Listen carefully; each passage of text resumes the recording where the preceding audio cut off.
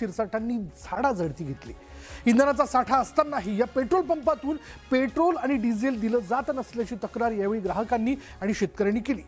या तक्रारीची दखल घेत संबंधित अधिकाऱ्यांना पाहणी करण्याचे आदेश त्यांनी देऊ केले। हे म्हणते डिझेल देत नाही, यांना म्हणलं स्टॉक दाखवा, दे ना स्टॉक बी ते कॅम्प्युटर बंद करून टाकलं सर। माझं ट्रॅक्टर रस्त्यात आहे, त्यांना म्हणलं कमीत कमी 2 लिटर तरी ते 1 लिटर तरी ते रस्त्याच्या बाजूला करायला। तुळजा माता पेट्रोल पंप आहे, आता त्याच्यामध्ये 6,000-3,000 लिटरचा आहे, परंतु त्या पेट्रोल पंप मालकानं सगळे कॉम्प्युटर बंद केलेले आहेत आणि तो इथून निघून गेलेला आहे आणि सगळे शेतकरी इथं रस्त्यावर उभे आहेत।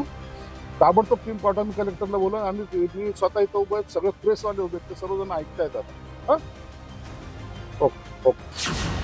शिवसेनेचे आमदार आणि छत्रपती संभाजीनगरचे पालकमंत्री संजय शिरसाट यांनी साजापूर भागातील पेट्रोल पंपावरून थेट जिल्हाधिकाऱ्यांना फोन केला। गेल्या काही दिवसांपासून छत्रपती संभाजीनगर जिल्ह्यात मोठ्या प्रमाणात इंधन तुटवड्याच्या झळा सर्वसामान्य ग्राहक आणि शेतकऱ्यांना सोसाव्या लागतात। पेट्रोल पंपावर लांबच लांब रांगा पाहायला मिळतात। या पार्श्वभूमीवर शिरसाट यांनी पेट्रोल पंपावर जाऊन आढावा घेतला। यावेळी शेतकऱ्यांनी आपल्या व्यथा संजय शिरसाट यांच्या समोर मांडल्या। सकाळपासून उभा होतो मी आतापर्यंत, आता नेमकं माझ्या याच्यात नर्स जायचं त्याने ते बंद केलं। माझं ट्रॅक्टर रस्त्यात आहे, त्यांना म्हणलं कमीत कमी 2 लिटर तरी ते 1 लिटर तरी ते रस्त्याच्या बाजूला करायला ट्रॉफिक होती बघ, म्हणून मग थोडस बाजूला कराय पुरतं तरी डिझेल ते म्हणे डिझेल नाही बंद केलं। आणि एक वशिली बाजू लय चालू आहे सर, जो मागची गाडी आली का, आता इकडं पहिलं गाड्या नव्हत्या, की गाड्या पुढच्या गाड्या मागे भरून दिल्या, मागची आली म्हणजे जे गरीब मरत ते मरत आहेत आणि जे येऊ राहिले वशिली बाजी होऊ राहिली त्यांना भेटू राहिली डिझेल। असं पण नाही करायला पाहिजे शेतकऱ्यासोबत। शेतकऱ्यांच्या या तक्रारीची गंभीर दखल घेत शिरसाट यांनी संबंधित अधिकाऱ्यांना फोन करून घटनास्थळी येऊन पाहणी करण्याच्या सूचना केल्या। पेट्रोल असतानाही शेतकऱ्यांची अडवणूक होत असेल तर पेट्रोल पंपावर कारवाईच्या सूचना दिल्या। शेतकऱ्यांना असलेलं डिझेल देण्यामध्ये यांना त्रास काय? आज हे शेतकऱ्यांचा आक्रोश आहे, तर काही लोक तर भाकरी बांधून इथं आलेले आहेत की आम्हाला डिझेल पाहिजे, आमच्या शेतीचे काम झाले पाहिजे। मग जर शेतकऱ्याच्या याच्या काम जर अशा वेळेला होत नसतील तर मग तो शेतकऱ्यांचा जो काही संताप आहे त्याचा उद्रेक सुद्धा होऊ शकतो।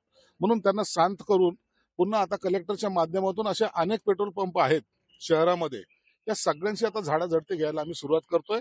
सगळीकडे जाऊन त्याची तपासणी करतोय, कुठेही ब्लॅक मध्ये ते गेलं नाही पाहिजे आणि शेतकऱ्यांना प्रायोरिटी हा त्याचा उद्देश असला पाहिजे।